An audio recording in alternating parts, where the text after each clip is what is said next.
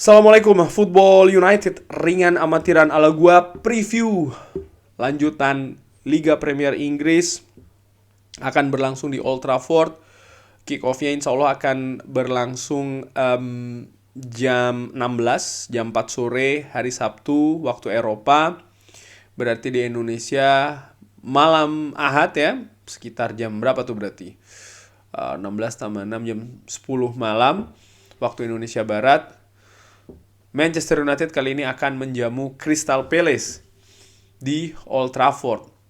Di pertandingan pertama di Selhurst Park, kita tahu berkesudahan 1-1, sempat unggul duluan Manchester United melalui gol Bruno Fernandes yang tercipta dengan skema yang menurut gua bagus.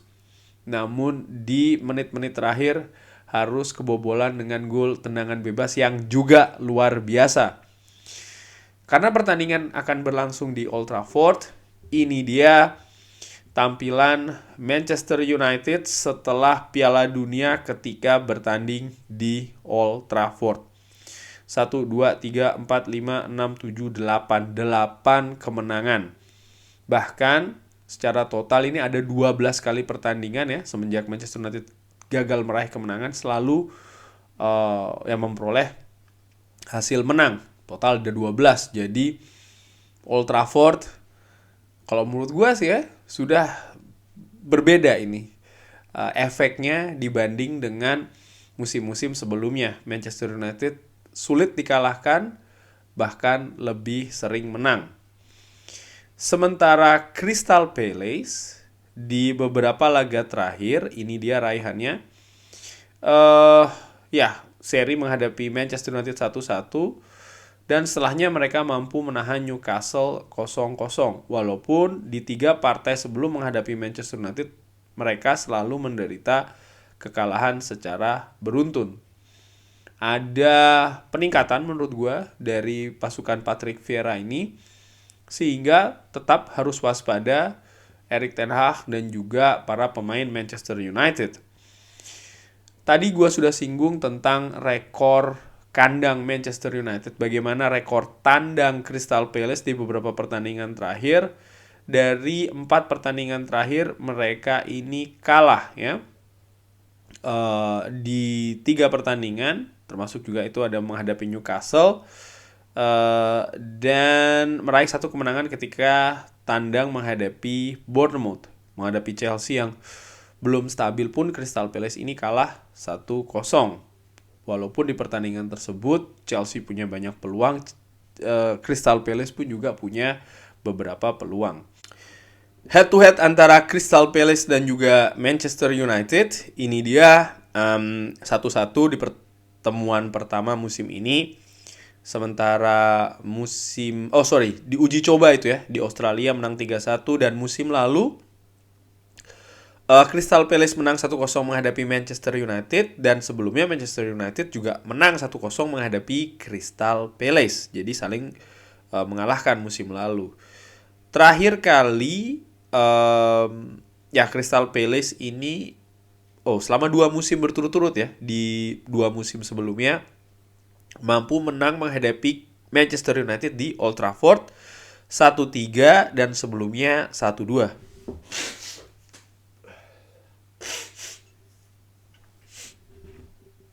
Jadi Crystal Palace ini punya rekor yang nggak buruk juga ketika bertandang ke Old Trafford. Sekali lagi, ini harus diwaspadai. Ketika pertemuan pertama di Selhurst Park, ini dia posisi rata-rata dari para pemain Crystal Palace. Kalau gue lihat, mereka ini tidak terlalu menumpuk pemain di belakang ya. Mereka lebih menempatkan pemain di sektor sayap untuk menghentikan pergerakan sayap dari Manchester United, utamanya di sebelah kiri ya, dari Manchester United atau sebelah kanan dari Crystal Palace, dan juga menempatkan bahkan sampai 4 pemain ini yang terlibat dalam skema transisi dari dari bertahan ke menyerang dengan mengandalkan kecepatan, dan ini harus diwaspadai oleh lini tengah Manchester United yang akan tampil tanpa Christian Eriksen. Memang Sabitzer sudah bisa dimainkan. Tapi pertanyaannya, akankah dimainkan dari awal? Nah, kita lihat saja. Sementara Manchester United, ini dia posisi rata-ratanya, menempatkan 4 pemain di tengah, termasuk Christian Eriksen, Bruno Fernandes, Casemiro, dan juga Wout Weghorst. Juga menempatkan pemain-pemain di sektor sayap, utamanya kanan dan kiri, sebagai andalan untuk mendobrak pertahanan dari Crystal Palace. Dan gua perkirakan mungkin hal ini juga akan diulangi lagi oleh Erik ten Hag ketika di Old Trafford nanti menghadapi Crystal Palace. Karena sebenarnya pada saat pertandingan itu, kalau dilihat dari statistik ya, Manchester United mendominasi jalannya pertandingan, bahkan total shots-nya pun banyak. Hanya saja ketajaman ini yang harus diperbaiki. Karena gua lingkari di sana, dari 15 total shots hanya 4 yang on target. Jadi ini yang harus ditingkatkan, ketajaman lini depan harus bisa lebih klinikal lagi, harus bisa lebih tajam ya. Sementara ketika di pertandingan terakhir tanpa Christian Eriksen menghadapi Nottingham Forest, ini dia Manchester United, di lini tengah ada 4 pemain, Casemiro, Fred, Bruno Fernandes, dan juga Wout Weghorst.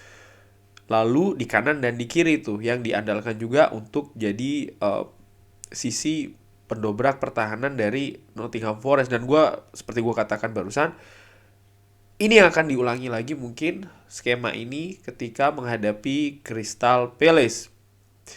Ketika bertanding di Selhurst Park, Manchester United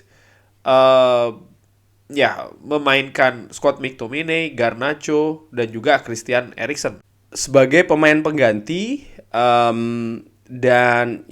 Menurut gue ini akan sulit diulangi karena Scott McTominay dan juga Christian Eriksen tidak akan tersedia di pertandingan menghadapi Crystal Palace. Sekalipun sudah ada penggantinya ya, amunisi Marcel Sabitzer, Jadon Sancho sudah kembali, dan juga Anthony Martial. Jadi lini serang dari Manchester United pun juga lini tengah ini sudah ada tambalannya ya. Nah, bagaimana ketika menghadapi Crystal Palace nanti, perkiraan formasi? Bisa saja Erik ten Hag memainkan pola 4-2-3-1 dengan David De Gea, Aaron Wan-Bissaka, Varane, Martinez, dan Luke Shaw. Lalu double pivot Casemiro dan juga Fred, Anthony di kanan, Bruno Fernandes, Rashford di kiri, dan di depan Wout Weghorst.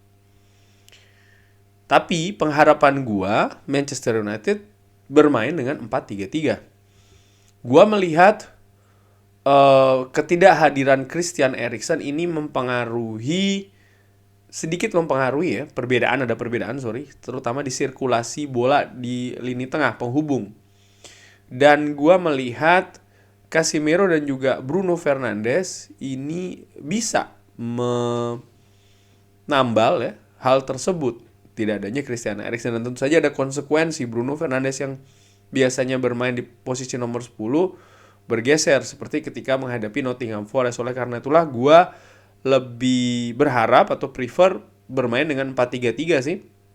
Wan-Bissaka, Varane, Martinez, Luke Shaw, Bruno Fernandes di kanan, Casemiro dan Fred di kiri, Anthony, Weghorst, dan juga Rashford. Ketika menghadapi Nottingham Forest, Bruno Fernandes tampil cukup bagus di lini kanan dan juga sangat mobile di segala penjuru lapangan menurut gue. Bahkan dia sampai menjadi pemain terbaik, dan menurut gue ini bisa diulangi lagi ketika menghadapi Crystal Palace.